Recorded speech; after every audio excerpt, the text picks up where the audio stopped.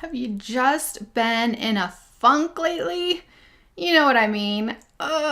Mentally or whatever. It's just like you just can't feel normal and move forward. And maybe it's causing writer's block. Maybe it's depression. Maybe it's something else. And you just feel in a funk. Hi, my name is Shelly Hitz. I'm an author coach at authoraudienceacademy.com, and I'm on a mission to help you reach more people with your message. It's time to let your light shine. And when we are in these funks, because we all get them, we all have those moments.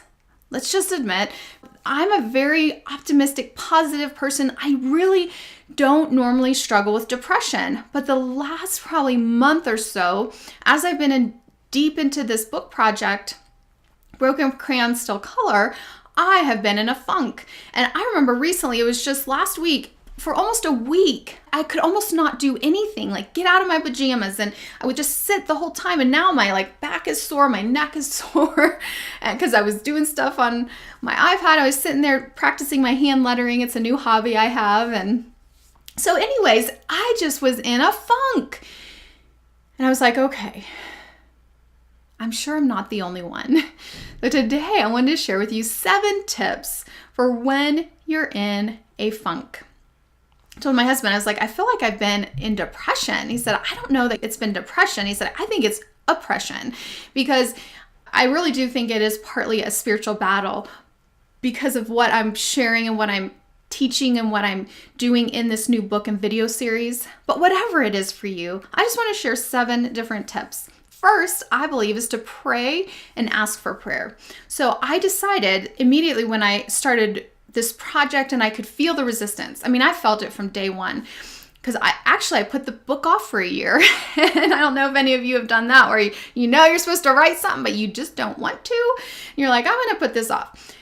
I decided to send regular updates to my prayer team. So I have an entire training on my blog all about forming a prayer team. You can just go to shellyhitz.com. There's a little search bar, type in prayer team, and you'll find it there. But I recommend every Christian author have a prayer team. And then number 2 is sometimes you simply need to feel your emotions. So I was really, really, really low one day last week, like really low. And I think sometimes it shocks CJ because he's not used to seeing me like that. I'm usually upbeat and enthusiastic, and I'm the one cheering him on and motivating. And you guys know how I am on my videos. Like, that's just my personality. That's who God has created me to be. But I was low, and he said, Shelly, I think I just need to pray for you. And so he put his hands on me and he prayed for me. And while he was praying for me, I just started sobbing and sobbing. And you know what? Sometimes we need to feel our emotions. Writing this book has brought a lot of emotions to the surface. I've had to deal with some stuff again that I thought I'd already dealt with. I had to talk about stuff again that it's not always easy to talk about, but I just started sobbing and sobbing. And sometimes tears can be cleansing tears when we allow ourselves to feel what you're feeling and allow that to flow through. Number 3, sometimes we need to take some time off. I've had really, really extreme deadlines over the last month or so of trying to really get the book done. And I mean, I've talked about it in other videos, so I'm sure you probably have already heard, but like I have all of these things that I have to do every week in order to stay on schedule. Now, I can always push it back if needed, but so far I'm still on schedule. But sometimes you need to take some time off. So I took a couple days almost completely off last week and just did not do any work. I didn't really feel like I could do it. You know, I wasn't in a place mentally anyways to do it, but sometimes we just need to unplug, take some time away and take some time off. And it is okay if you need to pivot and shift, and you might need to change the deadlines or change things up a little bit. And I felt like God was saying that to me because I'm a driven person, but I felt like he was saying, Shelly, it's okay. It's okay if you have to move this back. It's okay if you don't get everything done right now. These are things that you're putting on yourself, pressure you're putting on yourself, and it's not helping. And I finally was like, okay, if I don't get it done this week, it's not the end of the world. If I don't publish this book in November, it's not the end of the world. I really do want to publish it in November, so it's ready for the Christmas book buying season. they say that a majority of books are purchased from November 15th through January 15th. And we are starting an accountability group to get your book published for Christmas, before Christmas, in authoraudienceacademy.com. We're starting that in September if you'd like to join us. And I'm going to be continuing to work on my book, and that's my goal, is to have it finished by that book buying season. But I also had to let myself realize it's okay if I don't get it done. Number 4 is to get into nature. And so I force myself to get out and take some walks, and to get out and be in the sunshine and the fresh air. Sometimes if you have a trail close by, or whatever it is, a little woods area, a park, it's just so refreshing just to be in nature, disconnect from technology, and reconnect to our Creator and nature. Number 5, listen to music. This is something that has been proven through research to actually change your mood. So I have several playlists that I have on my phone. They're available through Amazon Prime, so I can get it onto my computer as well.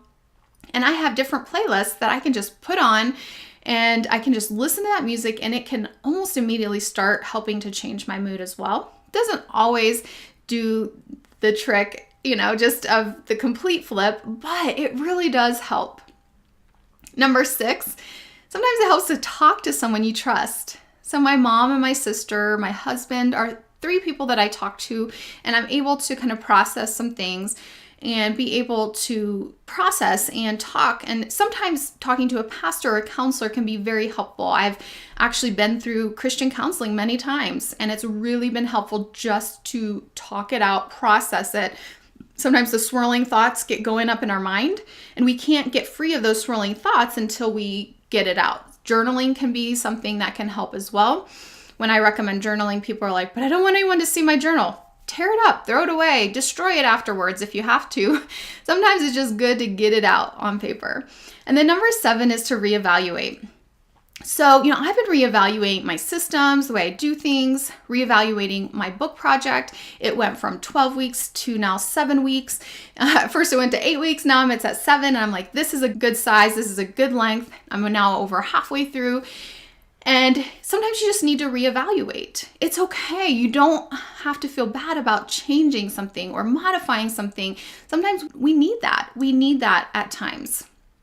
And so a bonus tip is, if you are in a funk, be careful about making decisions too quickly, because our emotions can sometimes get the best of us. But give some time to whatever major decision you want to do, and see if you still feel the same way a couple days later. Many times when I'm in a funk, the very next day, it's like the Bible says, His mercies are new every morning. Great is His faithfulness. Well, I'll wake up in the morning and it's almost like a new start, a fresh start, and I'll actually feel completely different the next day. And I'll be so glad I didn't make a rash decision in the moment when I was in the funk, And so what helps you? What else? I shared this inside my private group for Author Audience Academy and had just a ton of really, really good feedback. So if you're listening on my podcast, I would really appreciate if you would leave your honest review and just help spread the word of the podcast to more people.